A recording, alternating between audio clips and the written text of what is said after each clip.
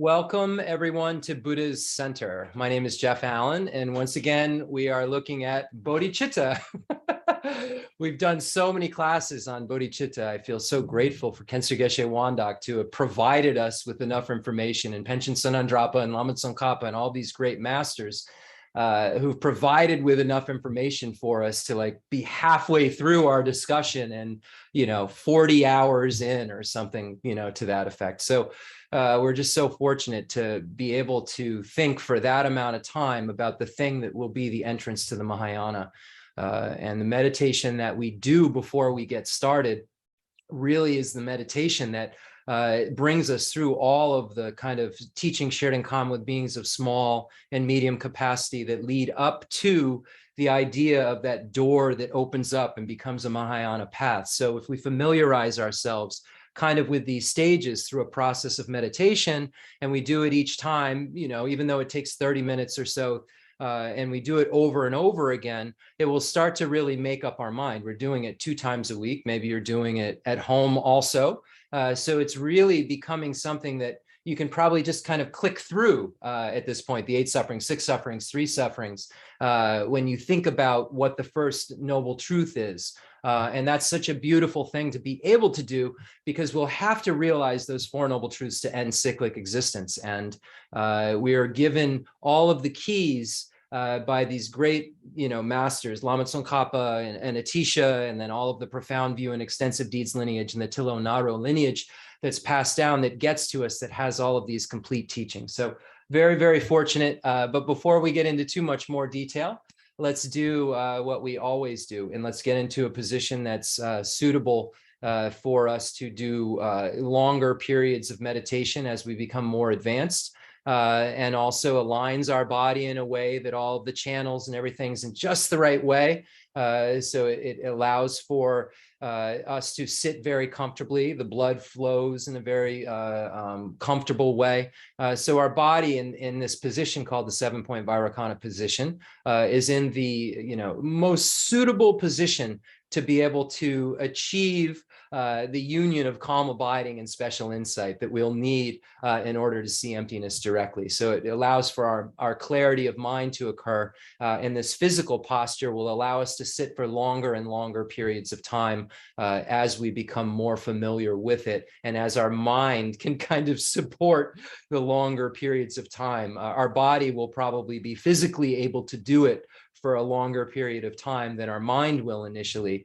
But we'll find that if we can condition both of those things, we'll be able to stretch the length of time our body can sit and the length of time our mind can sit undistracted. So let's get into that 7-point Vairocana postures, where we start with the legs in cross-legged position. Vajra posture if we can, or on the floor, whatever we can do. We put our hands right on our left with our thumbs touching, making a diamond pattern, symbolizing a union of method and wisdom. Back straight like a stack of coins, they say your vertebrae should resemble. Don't arch your back, don't go too forward, back straight like a stack of coins. Shoulders in a comfortable position, allowing for your arms to kind of make a bow. You see Jetsun Marpa, the great master, sitting. You see the arms very bowed out. So you want to have that kind of bowed posture. The one thing that Marpa says is that is superior in his meditation than others is his posture.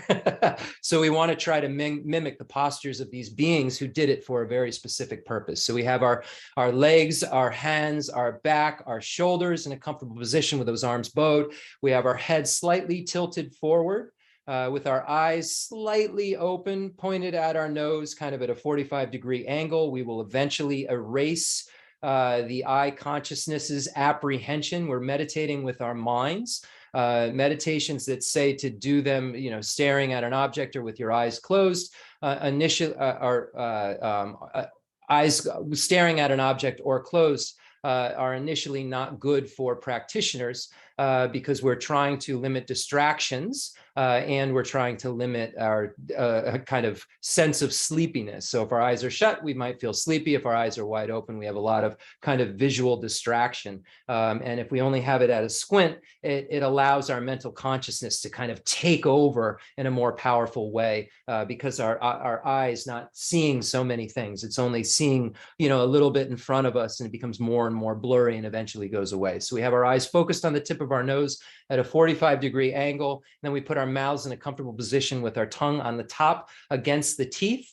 And we will begin to breathe through our nose. So it's called the 7-point Vairocana posture, but sometimes they say 8 because the breath is included. So we'll begin sitting in this posture, breathing in and out. And the reason that we're going to be breathing in and out is because we're going to focus only on the breathing in and out. We're going to try to get rid of anything that is distracting us in terms of excitement or busyness of our mind. And we're going to try to get rid of any kind of lethargic feelings where the breathing in and out might, or laxity or lethargy, where the breathing in and out may become dull or kind of dark, where it almost feels like we're getting sleepier and sleepier, almost like it's hypnotizing us. So when we're breathing in and out, we want to keep that clarity and we want to make sure that we're only focused on the breath. And one important point that is made even in Liberation in the Palm of Your Hand about doing this meditation is that when we exhale, we should have a counter on it. So we inhale all the way to the top of the breath through our nose. We're breathing through our nose solely. We bring it all the way to the top of the breath, fill our lungs and diaphragm, and then we exhale all of that breath out completely. And as we exhale, we count the number 1. And then we do it again in the same fashion, only focusing on the breath at this point, all the way to the top of the breath and exhaling in number 2.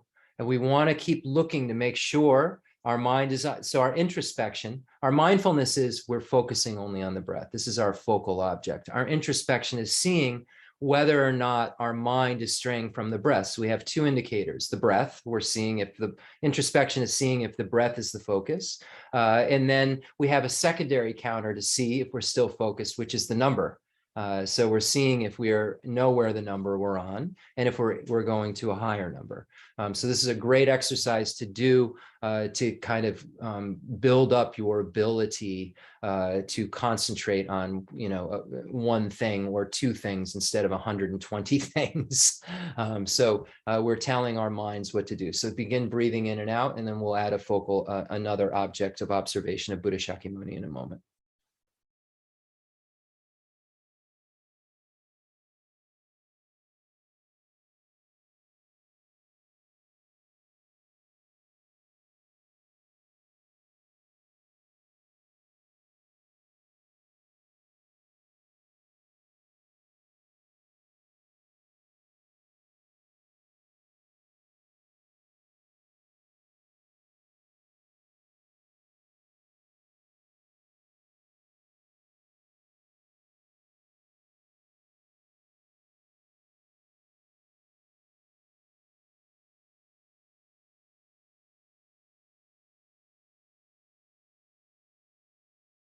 Now, as you're focusing on the breath, add the image of Buddha Shakyamuni to your mental consciousness visualization.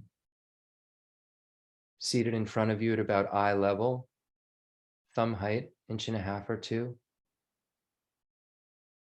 is glorious, beautiful Shakyamuni Buddha, radiant, 3-dimensional, glowing.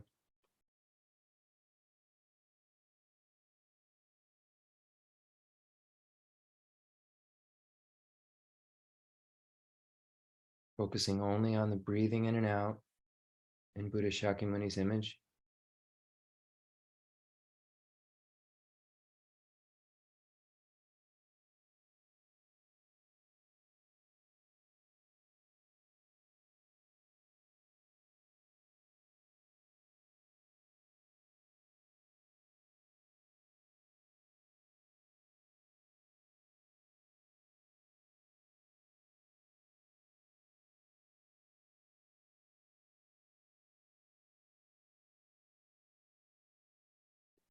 We're so fortunate to have this human basis that can know of Buddha Shakyamuni. We think about the incredible qualities of Buddha Shakyamuni.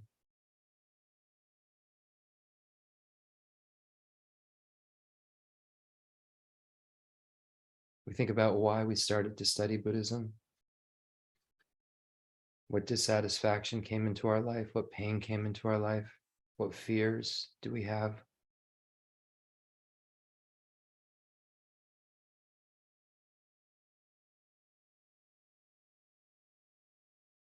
We think about the truth that Buddha Shakyamuni presented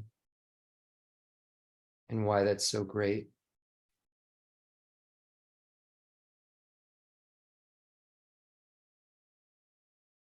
We know that Buddha alone taught the Four Noble Truths. Buddha first stated that this is the superior truth of suffering. We have to be very convinced of all of these types of suffering.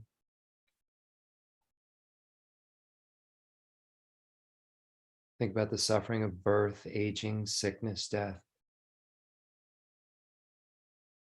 Each of those categories you've had some sort of experience with.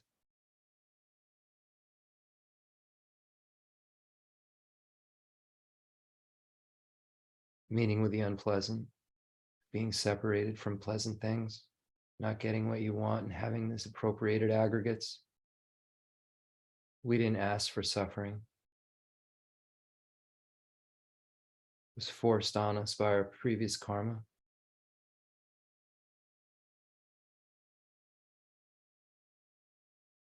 Every moment we're moving faster and faster than we can ever imagine.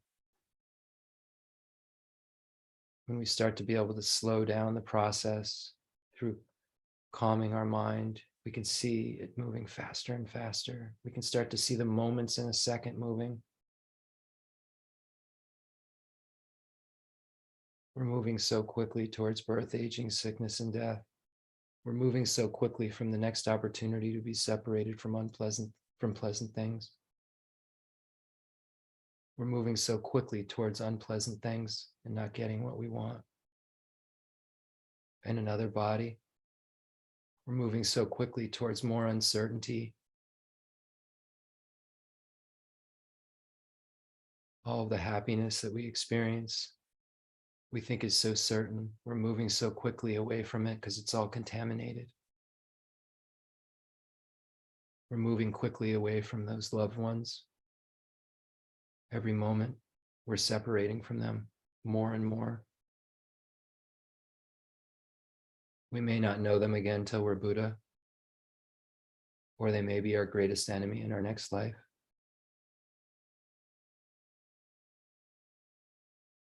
We may murder them.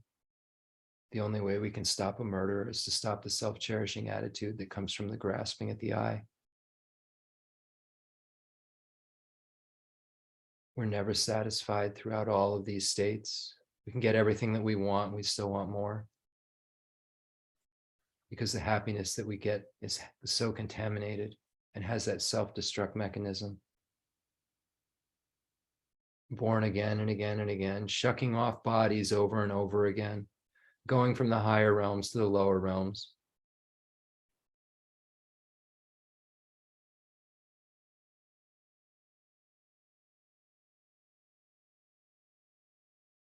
Being alone through all of this.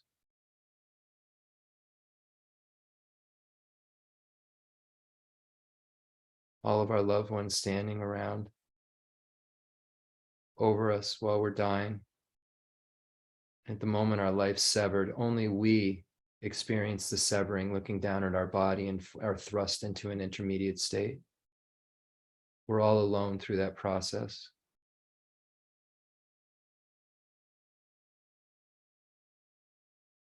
Suffering of suffering, that pain, the mental and physical pain we can all relate so much to.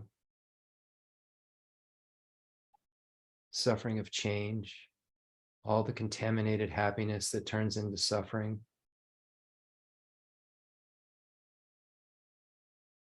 We know all of these forms of happiness will come to an end because they're contaminated. They necessarily will change into suffering. And then the pervasive compounded suffering shows us the real point of the First Noble Truth.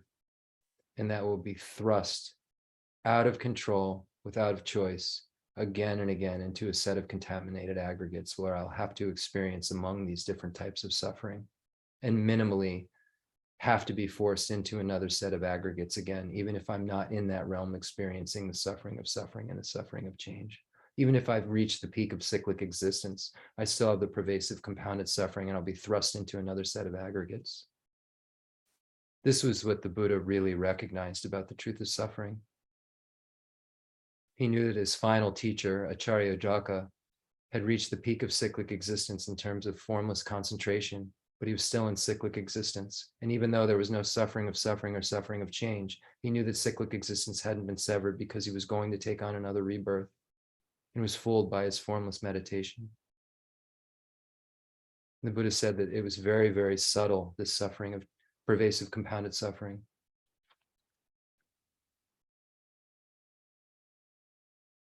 And then unless we got rid of the cause of cyclic existence, that there would be no way to stop experiencing all of these things. So the Buddha then stated the second noble truth. This is the superior truth of origin. All results depend upon their causes. And the Buddha said, because suffering doesn't always occur, it means it's impermanent. All impermanent things have causes. Because they're all results. And all results are dependent upon their causes. And the Buddha said that your suffering, your cyclic existence, has a very specific cause. And if we look to what the root of that very specific cause is, if we go to the very, very root, we find it's the grasping at the I and phenomena as being truly established. Seeing some objective existence to the I and phenomena. And then from that grasping at the I and all phenomena as being truly established, one then has inappropriate attention, inappropriate thinking. So we grasp and then we think, we have this inappropriate attention to detail. And then the afflictions arise, attachment, hatred, ignorance, and all the different categories. They all arise, the various root afflictions. And then contaminated karma happens. We engage in actions through our body, speech, and mind. And then as a result of those contaminated actions, we have cyclic existence. Even those virtuous actions that we engage in, if they're diluted and we still have this grasping, they'll cause more cyclic existence.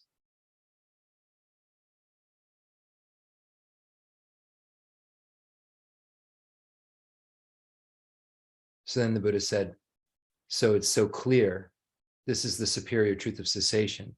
There's a way for this to all end because I just told you that it's a cause phenomenon. It's something that is caused. And it's of the type of an impermanent phenomena that will come to an end if you stop it. If you don't put a stop to it, it'll just keep occurring again and again and again and again and again. But it's the kind of impermanent phenomena. Suffering is that if you put a stop to its cause, then it won't occur. In terms of the cause of it, we can put a stop to the cause, but the cause will keep occurring, which will keep producing suffering that will keep changing and arising and ending, but it will always be suffering if it's in cyclic existence because it's contaminated. So the Buddha stated that the only way to get rid of the cause of suffering, the origin of suffering, was to rely on a path of wisdom, a superior path. The three highest higher trainings and the superior path of wisdom, the wisdom realizing emptiness, the middle way view. The Buddha said, if we get rid of the origin of suffering, suffering can't occur and you'll be able to achieve an abiding nirvana.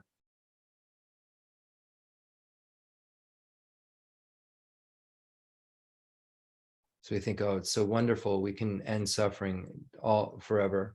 We never have to suffer again. And the Buddha said that if we think about our friends and our loved ones, that they have to experience everything like we do too. And we won't even be able to complete all, we could be even better than a being abiding in nirvana. And in that better state, we would be in an extreme state of bliss that couldn't be experienced even in an abiding nirvana. And the Buddha said that we could fulfill our needs and all sentient beings' needs by achieving the state that he achieved, and then gave us a very specific pathway. The Buddha said, now that you know you want to get out of cyclic existence because you've investigated it so thoroughly, and you've recognized that the Buddha is the one who teaches the path that can get you out of cyclic existence,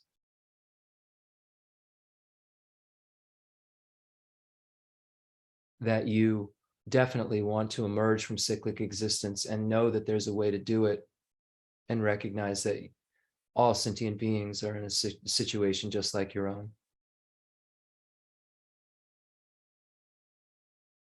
Normally, we cherish ourselves in a very coarse way. We just disregard the needs of others. And the Buddha said that this was a flaw that would cause us not to become Buddhas. So the Buddha said we needed to start to do some investigation and change our minds.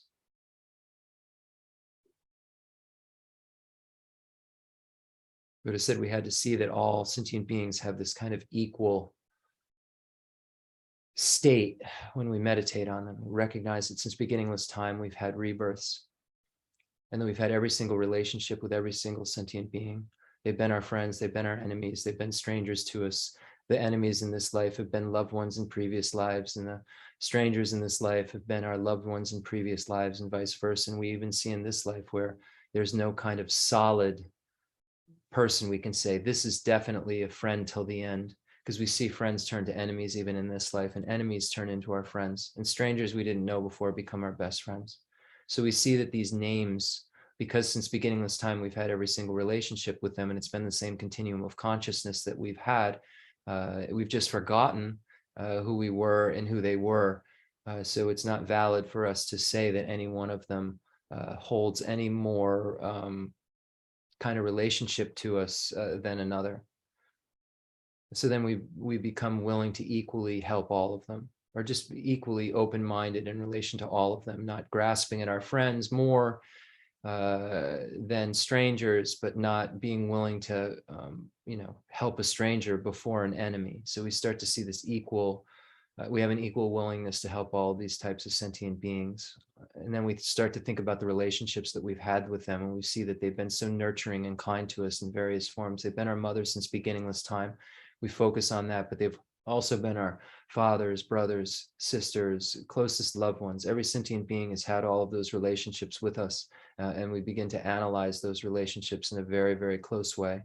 And we see that they've been so kind to us when there was no one there for us, and we were so vulnerable.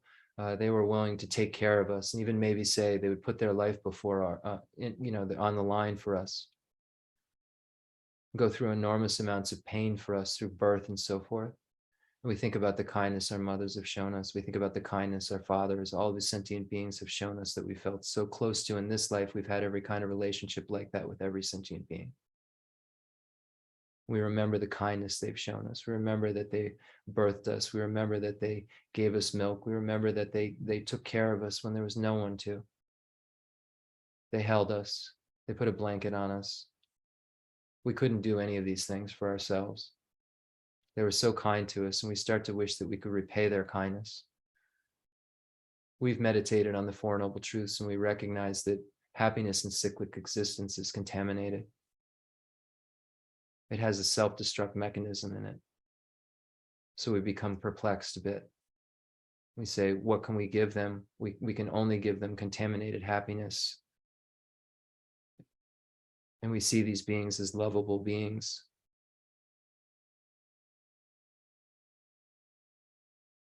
So by seeing them as lovable, we begin to really, really, really want to take care of them.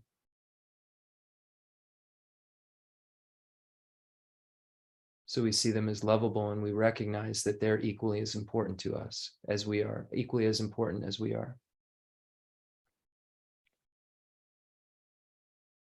All sentient beings want happiness, want to be free from suffering, just like we do. All sentient beings experience happiness the same way we do. All sentient beings experience pain exactly like we do. When it hurts us so bad, when we're in pain, every sentient being feels that same way. They deserve to have happiness and be free from suffering just like we do. They're equally important. When we look at emptiness, when we look at dependent origination, when we look at self and other, we find it very hard to establish the true establishment of self or the true establishment of other. I rely upon other in order to establish self. Other relies on me in order for them to establish themselves as self. And we see there's no inherently existent self or other. We recognize that all of these beings have Buddha nature like we do. Everyone's equally important.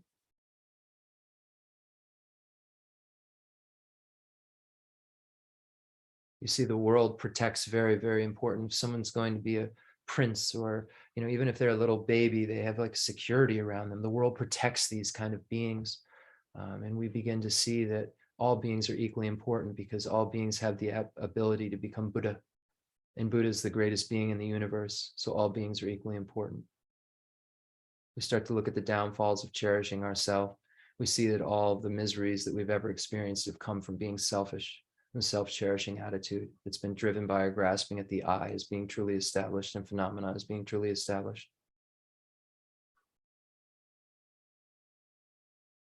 We see that cherishing others is the way to happiness. All those beings that cherish others have been the glory of the world. His Holiness the Dalai Lama, Gandhi, Mother Teresa. Think of these beings who cherish others.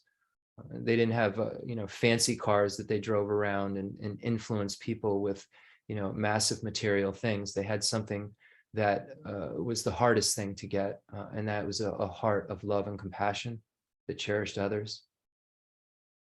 And that's what the Buddha realized.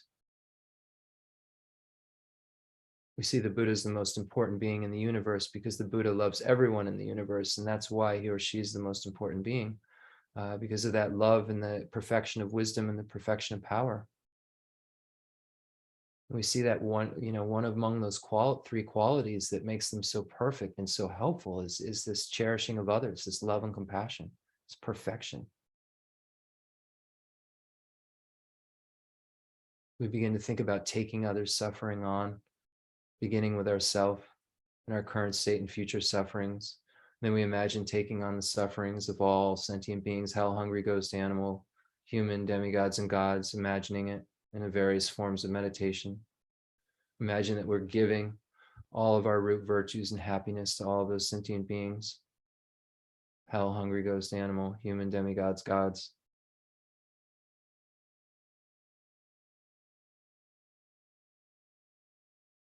We think, may all sentient beings have happiness and the causes of happiness. May all sentient beings be free from suffering and the causes of suffering.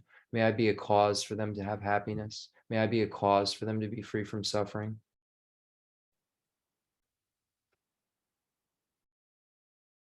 And then we switch the attitude that we previously had, that went from seeing them as important, seeing cherishing others as better, wanting to take on the suffering and give happiness, to an attitude that definitely decides to put others' needs before our own.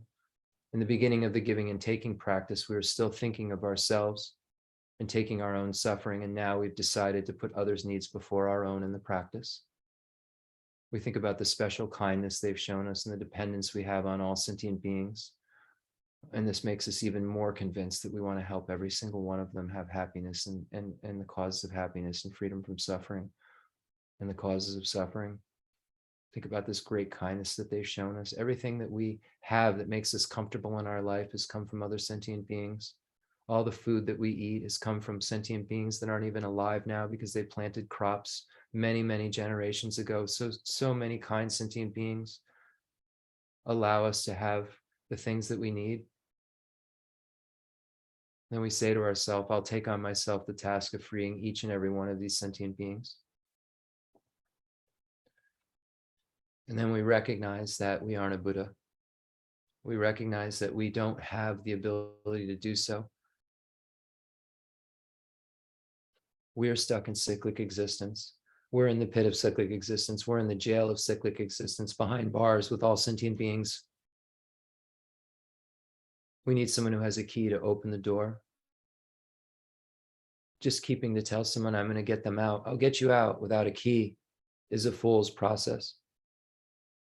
I must become a Buddha in order to help all sentient beings. I have to be able to have perfect wisdom, perfect compassion, perfect power. I have to have all of these qualities that I found so great in the Buddha when I decided that the Buddha was the sole source of refuge. When I studied the teaching Shirankan with beings of small capacity, I saw that the Buddha could be the source of refuge that could lead me out of the lower realms. And then I recognized that I could be led from the higher realms. And now I realized that I can become a Buddha And I can be that being who can lead all sentient beings, that great, amazing being with the excellent qualities of body, speech, mind, and enlightened activities that I know so well. I will become, I must become, in order to free all sentient beings from the states of suffering that I've meditated on, that I want to definitely emerge from, that I have renunciation because of. I recognize that all sentient beings are in that same exact predicament, and I feel their suffering so deeply because I've meditated on my own state so deeply. And this empathy turns into this great love and compassion and a resolve to take care of them, an altruism that's so big that turns into this obsession, this desire day and night to only want to become a Buddha. And that's when we enter into the Mahayana. So this mind allows us to actually start to engage in the only pathway that leads to the complete Buddhahood. So may I become a Buddha for the sake of all sentient beings. We think this. May I engage in the recitation of the prayers to become a Buddha for the sake of all sentient beings. May I listen to the teaching to become a Buddha for the sake of all sentient beings. We should put this very, very deeply in our mind. When we get up from the teaching, we should think about, what am I doing right now?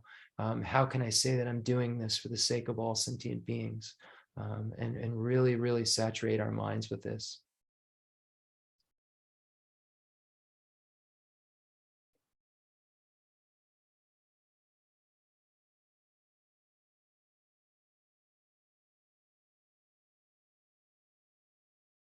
Now with a mind that recognizes that we have no true establishment. None of the prayers that we're doing have true establishment. The objects of observation don't have true establishment. None of the books that we're praying from have true establishment. None of the deities we're praying to or making aspirations in front of have any true establishment. We have to recognize the action, agent, and object are empty of true establishment.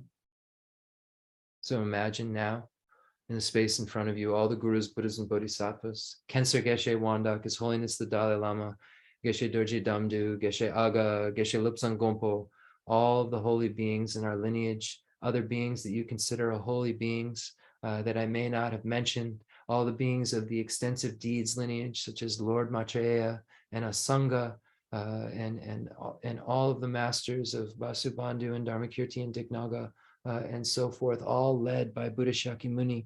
And then the profound view lineage with Buddha Shakyamuni, who leads it to Manjushri and Nagarjuna, and Buddha Palita and Chandrashita and Shantideva, and so forth. All of these holy beings, Chandrakirti and Atisha and Drongtompa and all the Kadampa masters, Lama Tsongkhapa, imagining all these holy beings, as many as you can in the space in front of you, all the highest yoga tantra deities, all of the yogic tantra deities, all of the action performance tantra deity, all the action tantra deities. Imagine all the 35 Buddhas and all the protectors and so forth. As big a merit field as you can imagine. Imagine they're so happy because we're engaging in this virtuous process. And all the gurus and Buddhas and Bodhisattvas only want us to engage in virtue in order to become Buddhas. Their sole goal is to figure out how to make us a Buddha as quickly as possible. So their omniscience knows exactly what we need in order to make us Buddhas. So they're so happy that we're here because they know that we need to engage in these practices and hear these teachings in order to become a Buddha. We have to know what Bodhicitta is in order to enter the Mahayana, and the Buddhas and Bodhisattvas are all so happy that we're doing just that. Now imagine that you've led all sentient beings to this teaching. All of a sudden, sentient beings form all around you. You can imagine that you've emanated infinite arms and grabbed them by the hands, hell-hungry ghost animal, human, demigods, and gods, and really try to be specific. Think of individual beings. Think of birds. Think of your dogs, cats. Think of every kind of sentient being. Don't limit it to dots. Think of actual beings, even neighbors, anyone. Just imagine that they're all around you, and then you can get to dots. But try to remember as many kinds of beings as you can that you've led here all around you. And now imagine that every single sentient being is here with you, and that all the gurus and Buddhas and Bodhisattvas have now bliss that's come over them because they see every single sentient being is here. Their only goal is to have every single sentient being become a Buddha. Now, every single one of them is assembled here doing exactly what it will take to become Buddhas. So you imagine that there's so much bliss that comes over the merit field in front of us. Imagine that we and all sentient beings have a white Om on our crown, signifying our body, a red Ah at our throat, signifying our speech, and a blue Hum at our heart, signifying our mind. And now imagine that from the bliss that the gurus, Buddhas, and Bodhisattvas are experiencing because they see all sentient beings here, imagine that light rays and nectars begin to radiate or emanate from this merit field. White light rays and nectars that kind of fall down like rain or snow. All of these things can fall down like rain or snow that transform into white Oms and dissolve into our crowns and all sentient beings' crown and purify our body.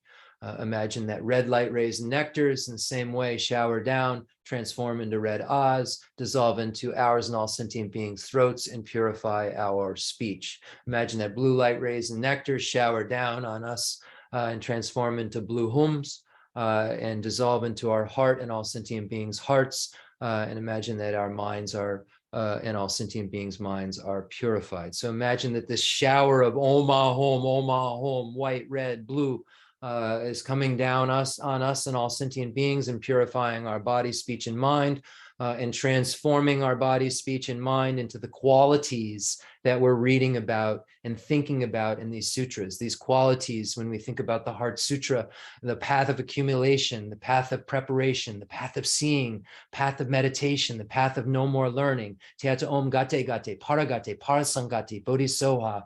Imagine that the realizations of those paths are happening as Om Hum is taking place as we're reading the prayers, that we're understanding the emptiness that's presented in the Heart Sutra and the 5 paths that are presented in the Heart Sutra. And those realizations purify our body, speech, and mind.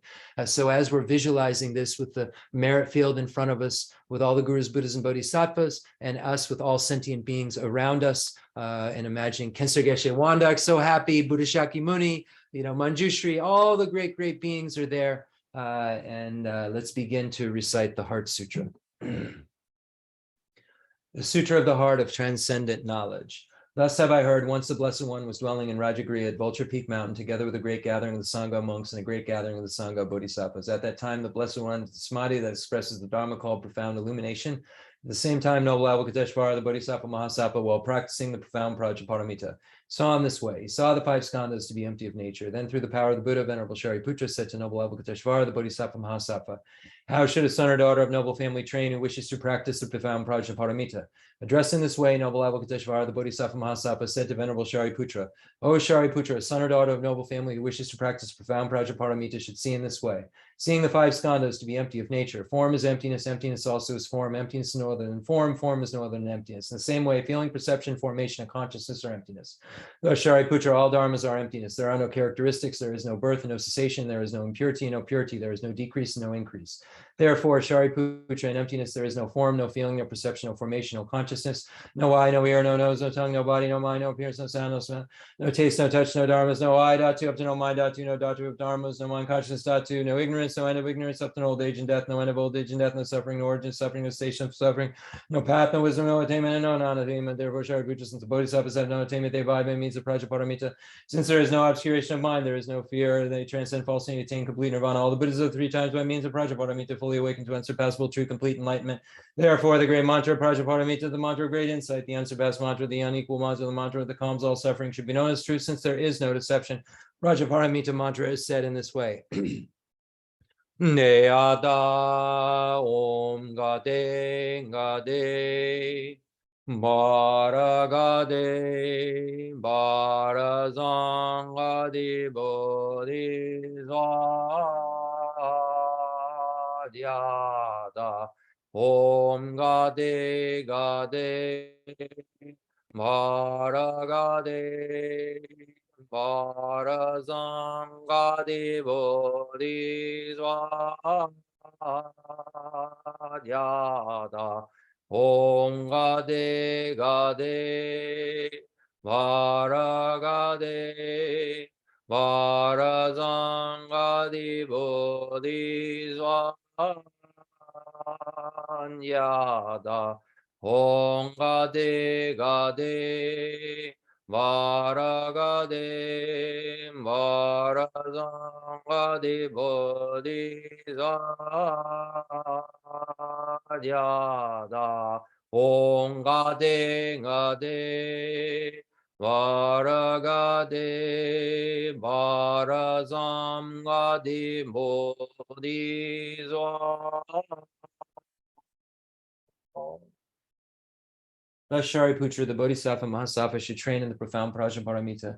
Then the Blessed One arose from that samadhi and praised noble Avalokiteshvara, the Bodhisattva Mahasattva, saying, Good, good, O son of noble family, thus it is, O son of noble family, thus it is. One should practice the profound Prajnaparamita just as you have taught, and all the Tathagatas will rejoice. When the Blessed One had said this, Venerable Shariputra and noble Avalokiteshvara, the Bodhisattva Mahasattva, that whole assembly in the world with its gods, humans, asuras, and Gandharvas rejoiced and praised the words of the Blessed One. Ngala nibe ne jodamba ne nguje du ju ngai du do jen ju ba bo lama yi bu jin zi ne zong gan ro zo la sha ze lo aga samara te jan rozme.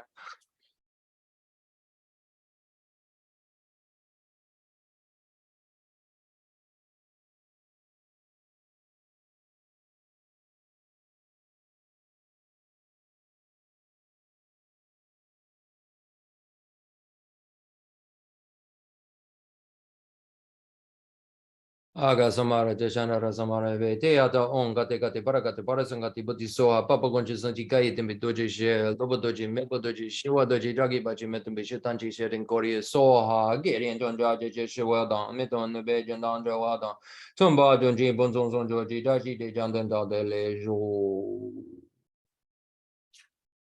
Make a mandala offering as a request for teaching. The fundamental ground is scented with incense and strewn with flowers, adorned with Mount Meru, the four continents, the sun, and the moon. I imagine this is a Buddha land and offer it. May all sentient beings enjoy this pure realm. Holy Lamas high, wrap the sky of your Dharma bodies in massive clouds of knowledge and love, and let them pour upon the earth of your disciples as we are ready, a shower of rain, the teachings deep and wide.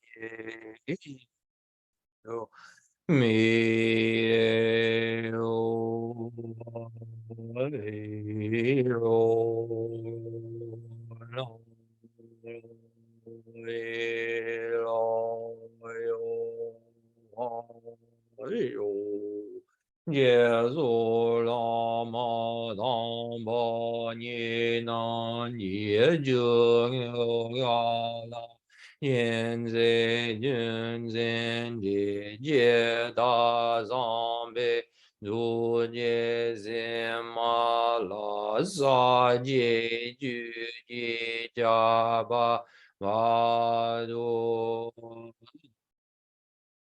I send forth this jeweled mandala to you, precious Guru. Idam Guru Rana Mandala Gamni Radayami Anje Jadan Zaji Janala Yanju Badu Dani Jazuji Dagi Jiji Jibe Sananji Jala Benji Sanji Jubajo Sanje Jadan Zaji Janala Yanju Badu Dani Jazuji Dagi Jiji Jibe Sananji Jala Benji Sanji Jubajo Sanye jana nye jana la janju badu da nye jazu ji dagi chi je ji be sonan ji drola ben je sanje juba ju.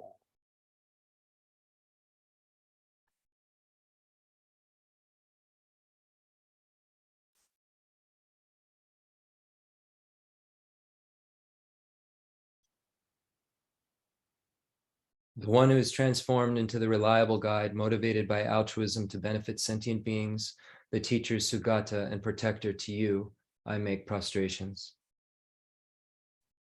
The one who has eliminated the web of conceptualizations and is endowed with the divine bodies of the vast and the profound, who eternally shines forth in forever noble light rays, to you, the Buddha, I make prostrations. I prostrate to the mother of the hearers, the Bodhisattvas and the Buddhas, which the knowledge of all leads hearers seeking pacification to complete peace, which the knowledge of path causes those helping migrators to achieve the aims of the world, and through the possession of which helps subduers expound a variety of teachings.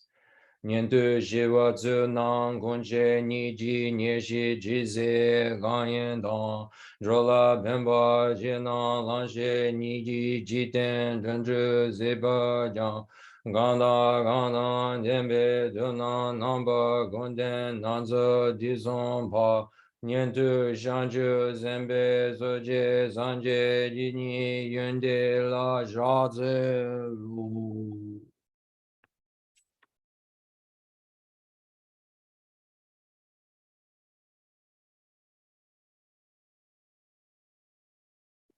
So now we have the instructions on parting from the four attachments from Sachen Kongan Nimpo.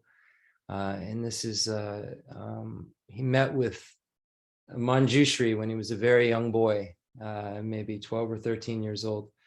And Manjushri appeared to him on a throne in orange color, surrounded by all kinds of bodhisattvas. And he gave him this very, very clear instruction where you can very easily see the three types of beings. You can see the three principal paths, and really can understand how the entire pathway is included within this. And it's really an amazing mirror that we can use to see how we are as Dharma practitioners. It's a great guide for us in a very shortened format. So I read this now before and at the end of the teaching, because I think it's a wonderful thing to see if it means anything different to us each time at the beginning. Okay, so we've been through 3 or 4 days since we've seen each other.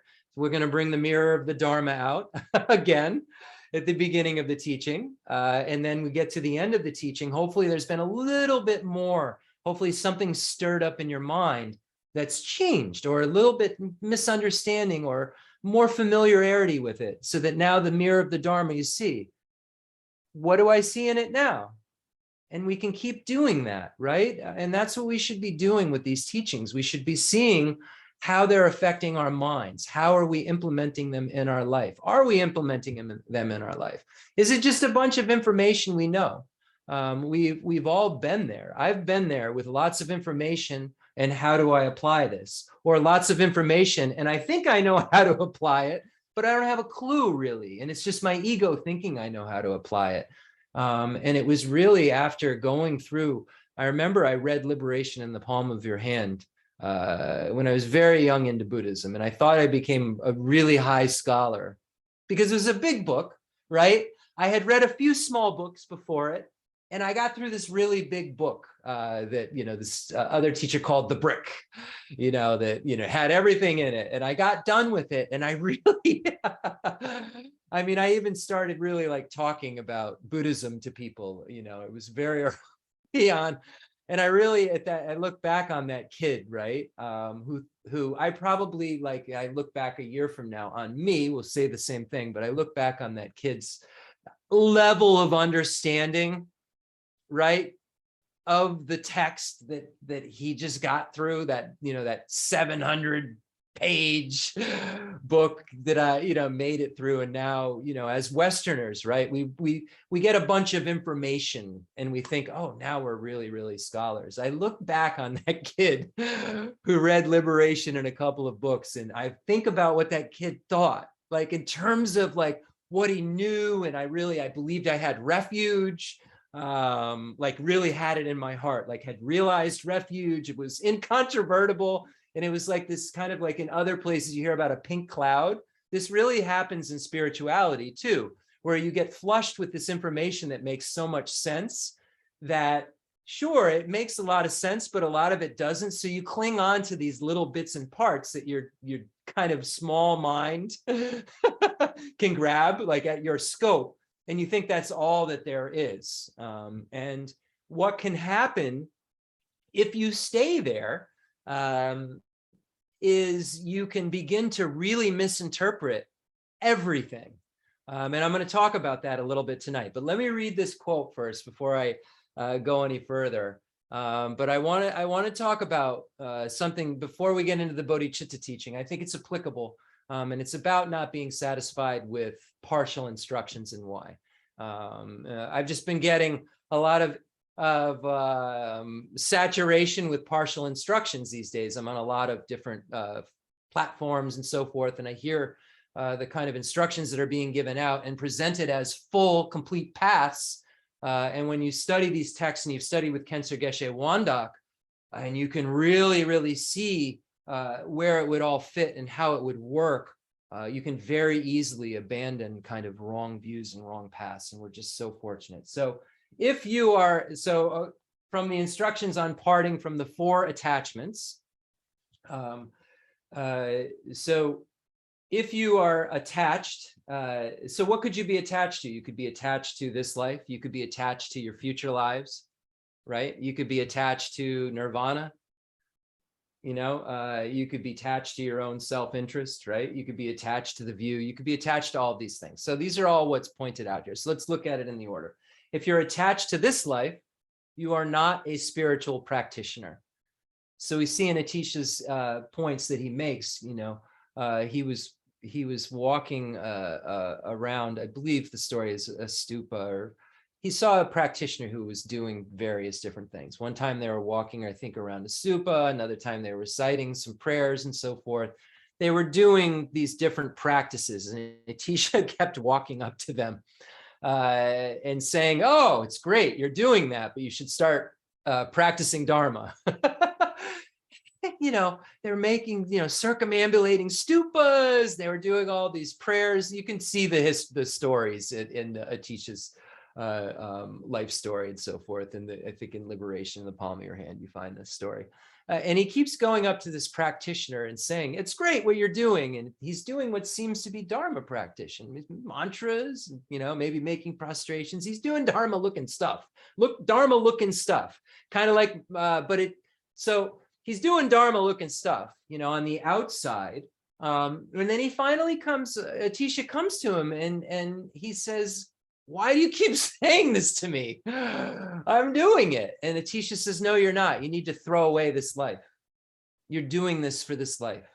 And you see, if you are attached to this life, you're not a spiritual practitioner. And the Dharma begins, according to the teaching shared for beings of 3 capacities, begins at future lives. It's not the practice within the Lam Rim until we're talking about future lives. It's not doing it for this life. As a lot of geshes say, this life's pretty baked in. We have so much karma that we're just experiencing that we've already produced, and the karma we're producing now is producing effects much, much later. So we're working for something, in most cases, unless we're doing something really, really fantastic in terms of heaviness of virtue, or something really, really horrible in terms of non-virtue. Generally speaking, our virtues, everything we're engaging in, will come to fruition in future lives. So our spiritual practices we're doing now won't really have the effect on this life. So it's why it's one of the reasons why it doesn't even make sense, right? You know, you logically see it doesn't even really make sense to do it for this life, because it's not going to affect me till later, and it's not going to have the kind of potency if I'm doing it for this life that it would if I was letting go of this life. So you start to see how spiritual practice begins in the Lam Rim at next life. You know, I want a better next life. I don't want any more next life in cyclic existence, or I want the Buddha's life. You know, those are kind of the 3 things. So it says, if you're attached to this life, you're not a spiritual practitioner. If you're attached to samsara, you have no renunciation. So you have to get unattached to this life, and then become unattached to samsara, and want to definitely emerge from cyclic existence to then get renunciation. You can't be attached to any of cyclic existence to have renunciation. So it's saying, if you have any kind of attachment, if you have attachment to this life, you know, you're not a spiritual practitioner. If you have attachment to your future lives, any of them that you could have, you know, then you don't have renunciation. If you're attached to anything in cyclic existence in the future that could happen, you don't have renunciation. And then it says, if you're attached to your own self-interest, you don't have the view. If you cherish yourself, if you aren't cherishing others, you don't have bodhicitta. You don't have the view of bodhicitta, right? So if you're attached to your own self-interest, you have no bodhicitta. And then if there's grasping, you don't have the view. So this is the mirror. Do I have a grasping at the I and phenomena as being truly established? Do I have that cleared up or not? Do I have bodhicitta? Do I cherish myself or cherish others more than myself, right? Do I want to day and night get out of cyclic existence? As Lama Tsongkhapa says, he defines renunciation in the three principal paths. Do I day and night want to get out of this? Or do I like it? Do I think, oh, well, maybe I can, am I, a lot of times it's the Lam Rim says as we get older and older, it's almost like our craving for next life, our attachment to our next life is no different than this life, because we're so old that we've given up and we're like, oh, well, we're going for the new hotel. So it says as we get older and older, we can have a tendency to view our next life like it's this one. Because we, kind of see our time is coming to a close, and we just kind of start to see tomorrow as our next life. And we almost grasp at it in terms of now. So we have to be really careful and see where our mind is, and if we are really tasting the Dharma, if we're really understanding what these views are supposed to bring, if we're really understanding what the teachings share in common with beings of small capacity, where we want to get rid of the lower realms of cyclic existence and understand karma and understand death and impermanence and understand all of these different topics. Do we really have them in order to be able to, at the small scope, renounce this life, at the medium scope, renounce next life, and at the great scope, renounce nirvana, the abiding nirvana, right? To become a Buddha for the sake of all sentient beings, to only be satisfied with the achievement of complete Buddhahood. So, yeah, so we have to make sure that these teachings are doing something to us. That's all. They should be. I feel so grateful that Khyentse Geshe Wandak just kind of drilled these things into our mind over and over again. When he got here, he just started teaching the Lam Rim right away. He just started telling us about the three principal paths and the abbreviated stages of the path, the Lam Rim Duden, and telling us about Atisha's lamp for the path to enlightenment. And that's all he talked about. He just kept telling us about it. I can't, from non-virtue comes suffering, from virtue comes happiness, 3 non-virtues of the body, 4 non-virtues of the speech, 3 non-virtues of the mind. I mean, Rinpoche would repeat that over and over again, because he wanted us to change. He wanted our minds to change. He didn't want us to stay static. He was looking for us, as I say, all the gurus, Buddhas, and Bodhisattvas, and Khyentse Geshe Wandak are so happy that we're here today doing something. He wanted us to do something about it. He didn't want us just to compile information, and he didn't want us to misunderstand any of it. And that's why he was so clear when he brought us through these steps. And that's why I'm trying to be so clear and looking at Panchen Sonandrapa's general meaning of perfection as a resource for the Bodhicitta teachings, because I don't want to misunderstand anything. I don't want to be satisfied with a partial instruction. I was just giving a short talk about how you could totally misunderstand a teaching. Now, we know that because Khyentse Geshe Wandak taught us, and we see Jayang Gapi Lodru's commentary and so forth on the Heart Sutra, that explicitly the Heart Sutra is talking about the Madhyamika Prasangika view of emptiness at the final place. It says, it makes a lot of statements, but we know how to interpret those statements. We know that what the Heart Sutra is saying is that there are no truly established, objectively existent aggregates, and that covers everything, impermanent. There's no objectively existent, independently, inherently existent, permanent phenomena. Even the concept in your mind that there isn't a 300-pound lion sitting on my head, that exists. There isn't that non-existence of a 300-pound lion sitting on my head exists. Even that is empty of true existence. So we see that the Buddha in the Heart Sutra is teaching us the highest view of emptiness.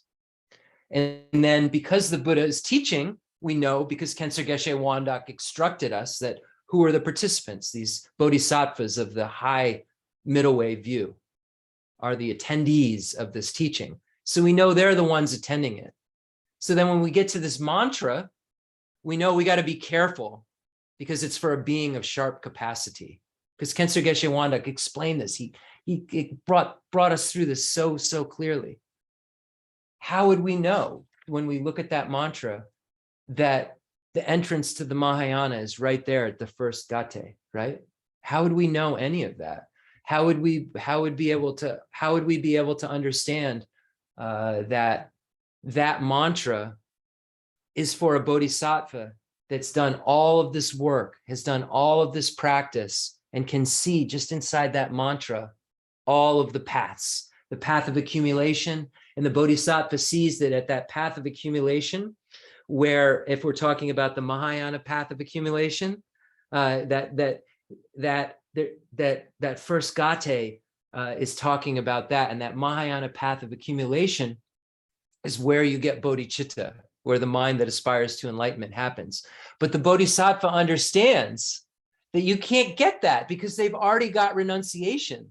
If they're bodhisattvas that are attendees, they have renunciation.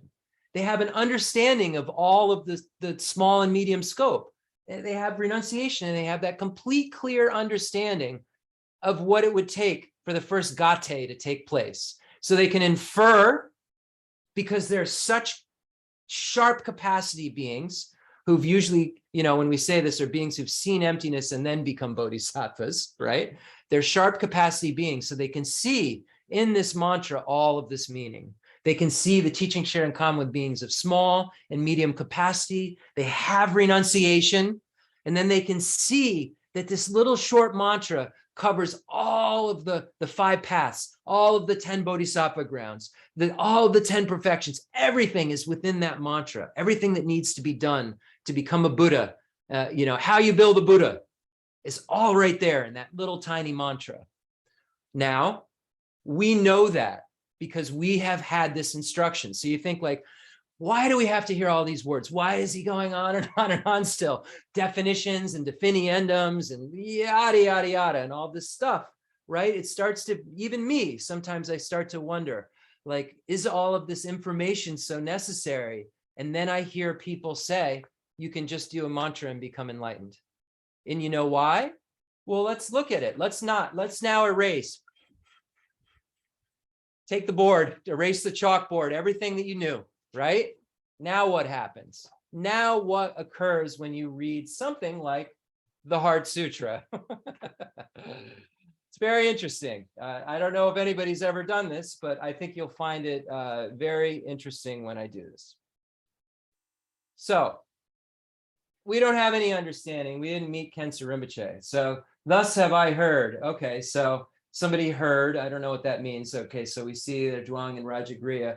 And then, something goes on, and then they start saying nothing exists. The Buddha just starts saying that nothing exists. So, okay, so the self doesn't exist. Okay, so this is the Buddha saying the self, all phenomena don't exist, nothing exists, karma doesn't exist. So the highest view is that really nothing matters, is nothingness. There's no cause.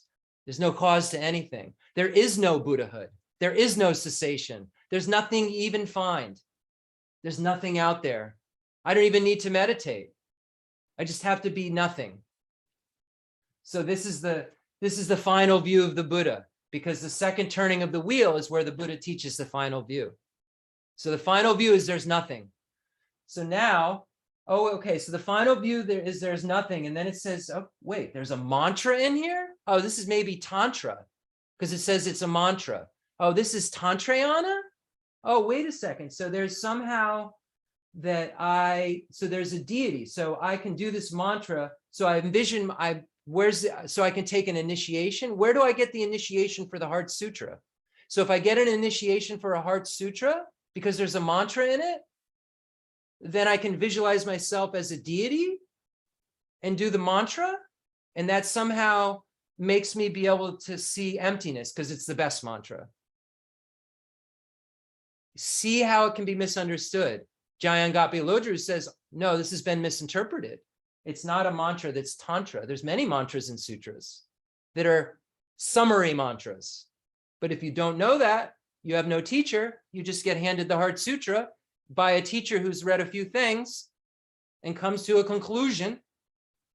And they haven't read enough to know their conclusion's been negated 150,000 times. They start a whole tradition and they say, but there's a secret. You don't even have to think about anything. All you have to do is chant. Why? It says, therefore, the great mantra of Prajnaparamita. So this thing's great.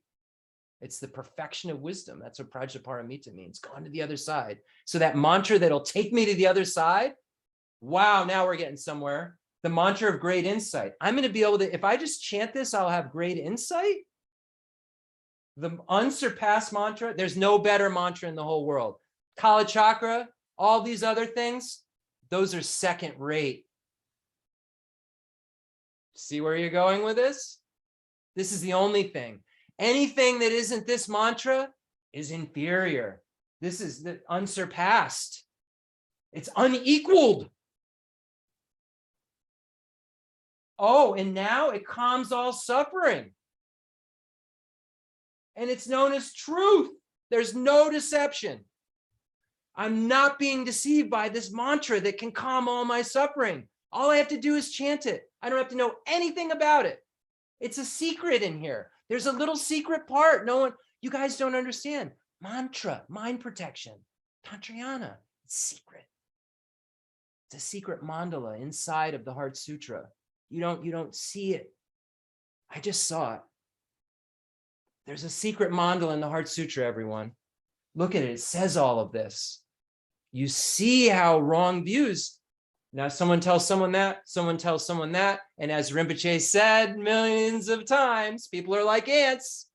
One goes this way and then another one starts to go and then they all start to go. Even if they're headed towards the hottest pavement there is. All the ants follow the other ants. So what do we see when we read this? Why is this unequaled? Because there's no more paths than the 5 paths and the 10 bodhisattva grounds. That's why it's the highest. There's nothing you can't, if you go through those pathways, you're a Buddha. There's no other higher point to be made than all of those paths. The teaching shared in common with beings of small, medium, and great capacity. There's nothing else. That encompasses the hearer, solitary realizer, bodhisattva, perfection, and tantric vehicle.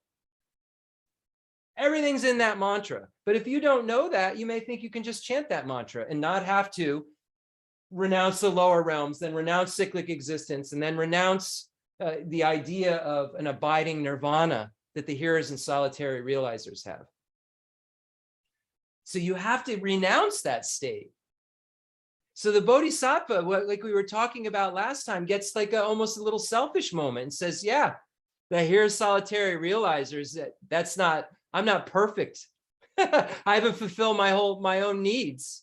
It's in Tsongkhapa's text, it's so clear that the person who has renunciation at that point, who's decided to definitely emerge from cyclic existence, starts with, I want to emerge from cyclic existence, but when I do it, I want to be perfect. And they're not. You guys aren't. I don't want what you had sounded awesome, but now that I know there's more, I want more than that because I can become better. I can be better than that. It starts there. It starts with this desire to have the best state you can have. And then you start to recognize that it's for the sake of sentient beings. But it starts with that idea that springs from enunciation that the hearers and solitary realizers' realizations aren't good enough for you. And then you say, I don't fulfill others' needs either. But super interesting, right? So the bodhisattva, who's of sharp capacity, hears, Chen Rezig, whose mind's been blessed, and Shariputra's mind's been blessed to make all of this happen. So really, it's Shakyamuni reciting this mantra, if we want to debate it out clean, right? The Chen Rezig and Shariputra who are engaging in this, their minds have been taken over by Lord Buddha, according to the explanation of this. The Buddha goes into a samadhi, right? The Buddha suddenly is on Vulture Peak. He's surrounded by all these bodhisattvas and goes into single pointed concentration. And then all of a sudden he starts marionetting Shariputra and Chenrezig, right? So then if you don't know that, do you think like this isn't even the word of the Buddha? Who knows? Maybe Buddha was meditating and Shariputra and Chenrezig just started talking about nihilism, right? This isn't a real Mahayana. Mahayana's fake. It's not even the word of the Buddha. The other tradition's the real tradition. Because look, it's not even the word of the Buddha. It's just Shariputra and Chenrezig yapping about nihilism. See where you end up if you don't study the classic texts. And you know, you can say, well, this is the original tradition, or that's the original tradition. The Buddha was only interested in truth. So if I can negate your original tradition truth, then the Buddha would say, well, follow Jeff. And I certainly can't negate the Prasangika view or even know what it is exactly. So don't follow Jeff. Follow Buddha. Follow Buddha who has the view. Find out who articulated a final view that can't be negated. Arya Nagarjuna, Chandrakirti, Aryadeva, Buddhapalita, those Madhyamika Prasangika warriors, the consequent school warriors who could go to battle with anyone and couldn't be stopped. And when I say battle, I mean intellectual battle, where we could get to a place where we could inferentially understand that this is the view of emptiness and it can't be negated by any other logic. Look for those beings and look for the views that those beings negated and see where you find them in other things. And don't be attached and say these other views are bad. Asanga gets negated. Vasubandhu gets negated. Don't worry, Dignaga and Dharmakirti, some of their views get negated, right? All we're doing is looking for truth. All those beings are looking for is truth. They weren't trying to be egomaniacs about the right view. They were just chopping down not truth. As Geshe Aga said to me the other day, replacing non-knowing with knowing. That's what they're doing. Replacing non-knowing with knowing and refining the knowing you know. And just refining it and making sure that there's nothing anyone could say to you if you think you know the view of emptiness. Is there anything anyone could say to you to rock your foundation? Is there? You know, we just have to keep refining that view and refining that view.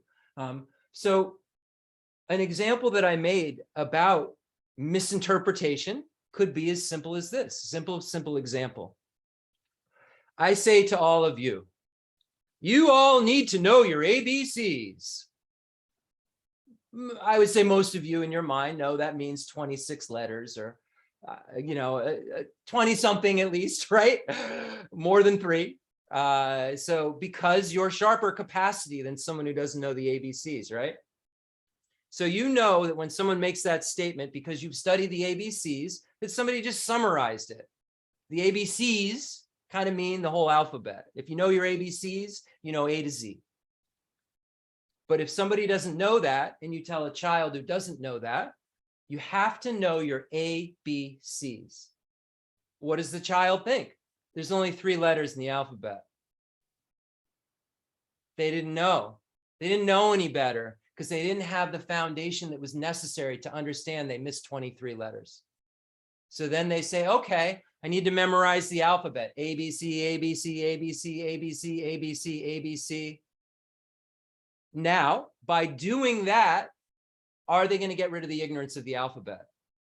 No, it's not possible. They're missing the 23 things that would get rid of the ignorance of the alphabet. So it's an incomplete path that doesn't lead to the goal the child has of learning the alphabet, even though they think they're doing it because you said you got to know your ABCs. You have to tell a child, you need to know your A, B, C, Ds and E's and F's and G's and H's and I's and J's and K's. You have to be very, very clear, right? With beings who aren't ready to, like me, be able to interpret this in a clean way without making a mistake. So when you are satisfied with partial instructions, be clear. Like I said, are you willing to be sure that no one can negate your view of the nature of reality? If not, be clear you're missing some sort of piece. If you're missing some sort of piece, there's more learning to do. If you don't have the full piece when you read something, you're going to apply your not full piece of understanding to what you're reading. and then it will pollute it. It will corrupt it. So it's just so important that we continue to find more and more about the nature of reality. And it doesn't mean we have, we can look at the Lamrim Chemo over and over again. It's a very complete, but look at other texts as well, and just start to see the beauty in being able to line all of this information up and how it applies. And I just, because we're going through this stuff in such detail, it could seem cumbersome. Like Jeff's like, it's like been an hour and 15 minutes, right? I'm not even into the Bodhicitta point, but I think that we owe it to ourselves to be thorough. And I think that we deserve to get the full instruction. We shouldn't feel like, as the traditions were brought over, it was like, oh, these Westerners don't get, be careful, careful what you say. And they don't need so much information. And, they don't like, karma and they don't like the hell. So don't talk about that too much. I mean, literally these conversations went on, like, just tell them this, it's not important. But a lot of things were told to us just kind of dummied down because nobody knew how to talk to us as Westerners. And I think that now we have a lot more information translated. We have great scholars, great Western geshes. A lot of geshes are now learning English, and we can really not be satisfied with partial instructions and ask the questions to find out from these great teachers what we're missing. So that's all. So when we look at these Bodhicitta teachings, I just like to, just for a moment, think about how we would meditate on this outline. Okay, so what do you mean meditate on the outline? Yes, that's why we're doing an outline. It isn't for scholastic reasons so that we can say, oh, there are 76 divisions of this and 77 divisions of that. This is meditation that we do. This is how we make our minds see if we know this stuff. And it influences it. So we begin.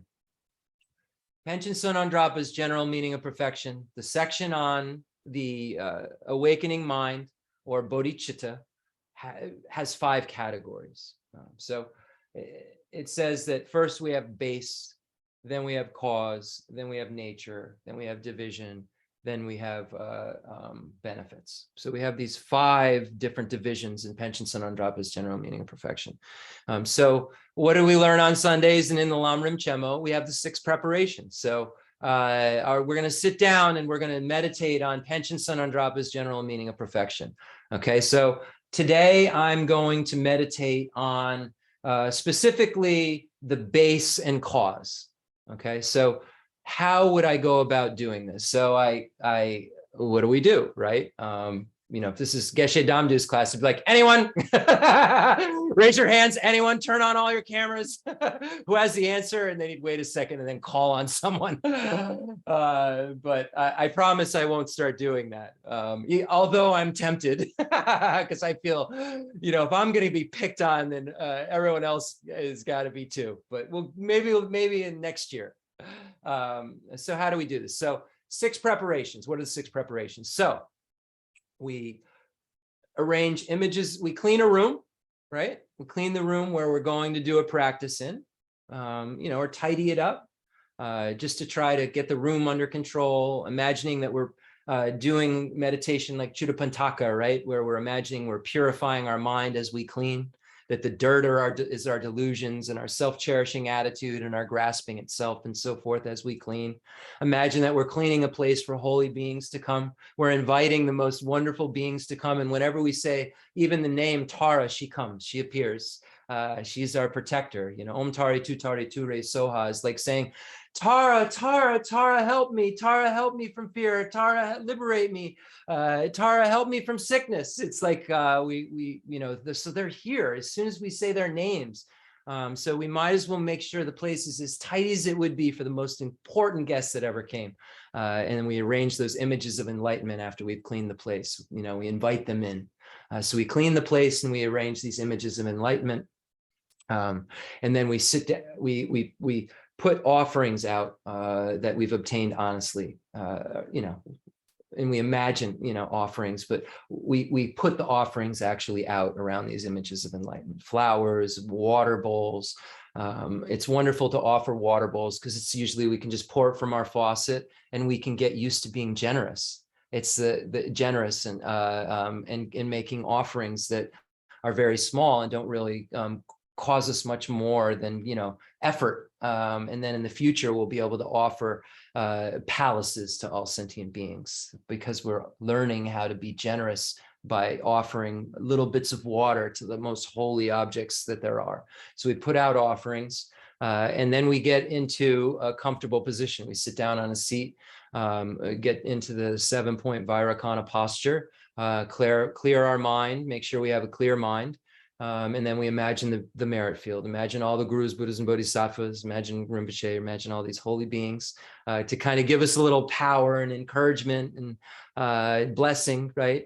Blessing our mind, all the while imagining that the meditation we're doing, us as the meditator and the holy field and so forth are all empty of true establishment, empty of arisal from self, other, a combination of both or causelessly. So we become very, very clear that we ourselves are not arisen from ourself because we're dependent upon our aggregates. We're not arisen from other because our aggregates are many and there's only one of us. We're not a combination of both because we've just negated the idea that we could arise from ourself or from other. So we naturally then get rid of this third idea, and we're not arisen causelessly because we can see this dependent origination taking place in front of us. And there is Jeff talking. There's not nothing. There's someone here talking. Who is talking? A Jeff that dependently originates. A Jeff that is named Jeff, that conventionally is subjectively designated by my mind. And then your mind's designating me subjectively as Jeff, believing I'm objectively sitting here talking to you as I'm believing you're objectively sitting there talking, looking at me, but all the while I'm subjectively establishing you and through the power of seeing a collection, putting it together, and then having some sort of picture of that collection that isn't even a direct picture of it. It's like our eyes take in, the real picture, collect it, and then our minds have this picture in it that we then interpret and name, and then we believe we've actually seen something. And then through the power of the name, we say, there's Terry. Oh yeah, there's the really, truly, objectively existent Lich Terry, Alice, et cetera, et cetera, et cetera. There they are, right there, objectively existent, whole, independent, right? And we don't see this subjective reality. So it's important that as we're doing this, we see this emptiness at all times, and everything that we're doing, we seal it with this emptiness, the action, agent, and object. So now we're in this position, sitting. We imagine the merit field, all the gurus, Buddhas, and Bodhisattvas, in whatever way, and then you make a 7-limb prayer. So we know the 7-limb prayer. Making prostrations, making offerings, making confession, rejoicing, requesting the teachings to be taught, begging the holy beings to stay in this world, and then dedicating it to our enlightenment, dedicating the practices. So step 5, and then preparation 6 is where we make more aspirations. We make a mandala offering, and we make these aspirations. May I realize the base of bodhicitta. May I realize the causes of bodhicitta. May I realize the nature of bodhicitta. May I realize emptiness and understand ultimate bodhicitta, etc. May I understand the divisions. May I understand the benefits. May I become a bodhisattva. We make all of these aspirations that are kind of targeted at what we're about to do. Because we're now looking for power and strength, right? When we do the 4 immeasurables, we say, how nice it would be if all sentient beings have happiness in the causes of happiness. May they have happiness in the causes of happiness. I will be a cause for them to have happiness in the causes of happiness. May the gurus, Buddhas, and Bodhisattvas please bless me to have the strength to do this. This 6th preparation is kind of like that. Bless me, help me to have the strength to do this, have the wisdom to understand the base, et cetera, et cetera, et cetera. And now we're out of time, I think. So we now are about to meditate, but it's just about 9 o'clock. So I think you get the gist of it. So now we've done all of the preparations and we're on our meditation cushion. I'm just going to go on another couple minutes, maybe go 5 minutes maximum over. Bear with me here, please. We're going to stretch the attention span an extra 5 minutes tonight. That's it. So we're sitting on our meditation cushion and we begin to think, okay, base. What is it the base of? It's the base of bodhicitta. Okay, what kind of bodhicitta did we say there is? There's aspirational bodhicitta and engaged bodhicitta. Okay. All right. What is aspirational bodhicitta? Okay, let's start with aspirational bodhicitta. Okay, what is base? There's two kinds of base. There's physical and then there's mental base. Okay, aspirational bodhicitta. Who can get that? What kind of physical being? What kind of body would I have to be in to get aspirational bodhicitta? Oh, any being in any among the 6 realms of cyclic existence. I can get it. Okay, I'm one of them. I'm someone who can do it. I'm someone who has a physical base that can do it. Okay, I'm in that category. I can do it. And then you say, okay, do I have, what kind of mental base is it going to be necessary for me to get? Do I have a faith which observes or is focused on the conqueror? Do I have refuge? Do I understand what differentiates the Buddha from other teachers? Do I see the Buddha as my protector? Do I see the Buddha as a reliable guide? Do I know why the Buddha is a reliable guide? Why is the Buddha a reliable guide? Why does the Buddha have a capital T for teacher? What kind of teachers did Buddha have? What did Buddha negate about the things that those teachers believed were liberation? Why does pervasive compounded suffering have anything to do with Buddha's second to last teacher and last teacher? And why did he believe that they hadn't been liberated? Why is he so much higher a teacher than other teachers? What did he know? What did he realize? Right? Do I have that faith? Do I have that foundation in faith? And if you don't, then you think of these qualities. You think, oh, the conqueror has this, the conqueror has that. You start to build it. You're building bodhicitta person, right? Do you have compassion focused on sentient beings? What's compassion? May all sentient beings have happiness, and the cause of happiness, that's love. May all sentient beings be free from suffering, and the cause of suffering, that's compassion. Ding! Do I have that? Do I have this compassion that wants them to be free from suffering just as much as I want to be free from suffering? I want them, do I want to bring them to a place that, like that, where I become a cause for that? Do I have that kind of mind? Am I willing? And then the third, okay, what are the hardships a bodhisattva would have to deal with? What would they have to go through? What's a bodhisattva do? What can, how many, they're willing to give their flesh. What does that mean? Am I willing to give my flesh? I better start with vegetables, as Shantideva says. I better learn how to do that so I can later not be attached. Because when I get to the first bodhisattva ground, it won't even feel like anything if I cut my arm off and hand it to you. Because I'll understand the nature of reality. But I'm not ready for that yet. Am I ready to endure the hardships? Do I understand how I could? Do I understand how that'd be possible? We say a bodhisattva will give their eye. Why? How could they do that? Wouldn't that hurt? Right? Why? How could they do that? Why would that make any sense? Can they regrow another one? Right? We have to know what we're talking about with this stuff. That's analytical meditation. We sit down and we pray that the Buddhas will help us get rid of this ignorance that we have so we don't start going ABC, ABC, ABC and think we know 26 letters and we only know 3. That's what we have to do. And then that general faith in all of this stuff, faith that karma is real, faith that virtue brings happiness, faith that emptiness is the nature of reality.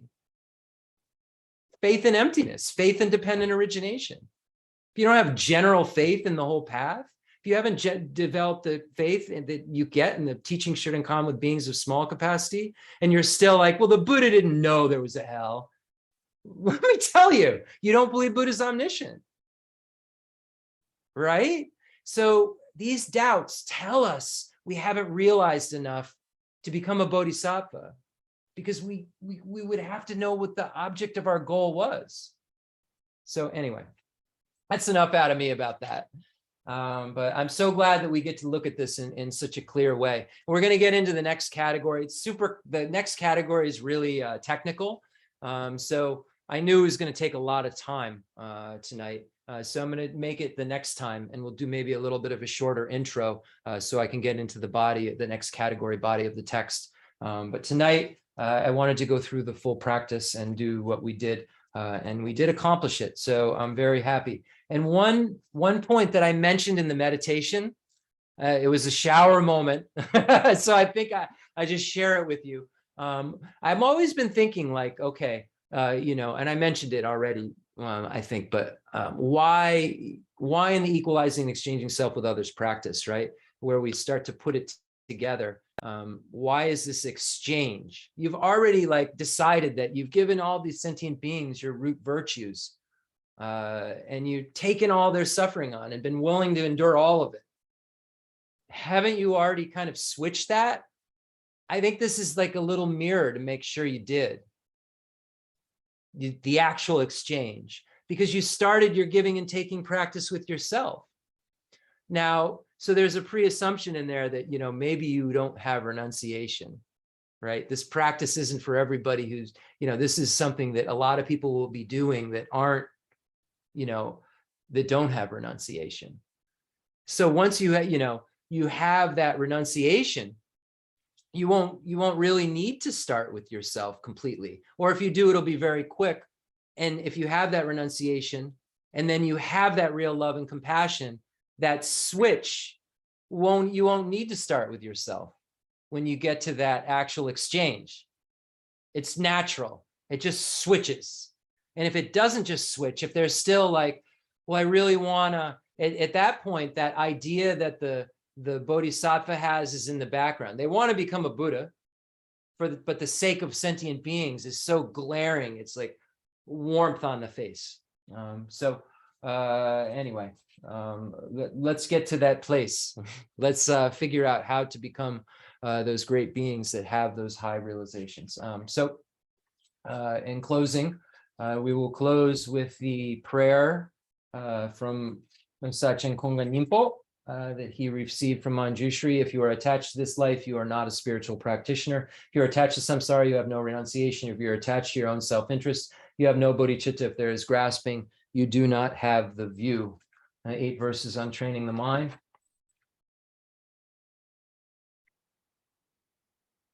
By Geshe Langri Tamba. With a determination to accomplish the highest welfare of all sentient beings, to surpass even a wish-granting jewel, I will learn to hold them supremely dear. Whenever I associate with others, I will learn to think of myself as the lowest amongst all, and respectively hold others to be supreme from the very depths of my heart. In all actions, I will learn to search into my mind, and as soon as a disturbing emotion arises, endangering myself and others, I will firmly face and avert it. I will learn to cherish ill-natured beings and those oppressed by strong misdeeds and sufferings if I had found a precious treasure difficult to find. When others out of jealousy treat me badly with abuse, slander, and so on, I will learn to take all loss and offer victory to them. When the one who I've benefited with great hope unreasonably hurts me very badly, I will learn to view that person as an excellent spiritual guide. In short, I will learn to offer to everyone, without exception, all help and happiness directly and indirectly, and respectively take upon on myself all the harm and suffering of my mothers. I will learn to keep all those practices undefiled by the stains of the 8 worldly concerns, and by understanding all phenomena as like illusion, be released from the bondage of attachment. Now we do mandala offering.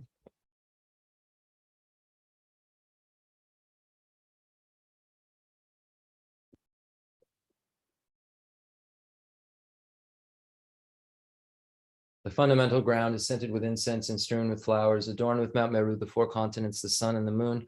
I imagine this as a Buddha land and offer it. May all sentient beings enjoy this pure realm. I dedicate whatever virtues I've collected for the benefit of the teachings and of all sentient beings, in particular for the essential teachings of Venerable Losang to shine forever. I send forth this jeweled mandala to you, precious Guru. I dedicate all this virtue to emulate the knowledge of the hero Manjushri, and likewise Samantabhadra as well, with whatever dedication is praised as supreme by all the conquerors who traverse the 3 times. I also dedicate all my roots of virtue for the sake of auspicious deeds. In that pure land surrounded by snowy mountains, you are the source of all benefit and happiness, all powerful Avalokiteshvara Tenzin Gyatso. May you stay until samsara's end.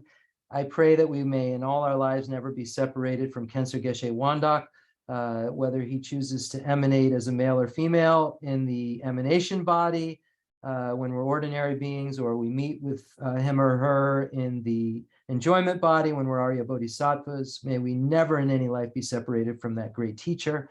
And when we become a Buddha, may we help him or her free all sentient beings from the state of cyclic existence. So thank you so much, everybody. I'm sorry I went on a little longer, but just be glad. Geshe Dorje Damdu in the last class said, I know, okay, it's a little over. He went over two hours, and he said, I just have to go on a little bit more. So just anybody who needs to go can go now. I just have a few more things I'd like to go over. And then he went on for another hour. So I didn't do that. Have a wonderful week. I'll see you on Sunday. And please try to change your mind, and we'll see how you did with the Mirror of the Dharma next Sunday morning.